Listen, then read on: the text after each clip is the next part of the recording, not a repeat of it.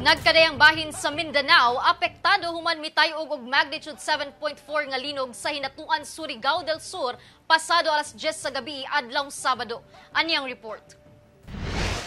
Gilayon nga nagpahigayon og damage assessment ang Office of the Civil Defense 10, DPWH 10 ug CDRMO Cagayan de Oro City sa Junior Borja Bridge human kini makitaan og pagliki human mitay og magnitude 7.4 nga linog niadtong Sabado sa gabi, Disyembre 2. Gisuta sab ang structural integrity sa maong tulay. Hinuon, gibutyag sa OCD-10 nga isolated cracks lang kini ug walay rekomendasyon nga dili kini paagian sa mga motorista. Nanggawa sab ang mga staff sa usa ka tindahan sa Barangay Maniki sa Kapalong, Davao del Norte. Nag-brownout sa lugar atol sa pagtay-og sa linog. Hinuon, nabalik ng kuryente sa lugar human ang pipila ka oras.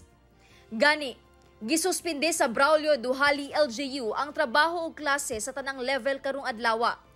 Nagapahigayon og rapid damage assessment and needs analysis ang lokal nga kagamhanan human sa kusog nga linog niadtong Sabado. Kini aron sutaon ang kaligon sa mga infrastruktura, mga gambalay ug mga pasilidad sa lungsod.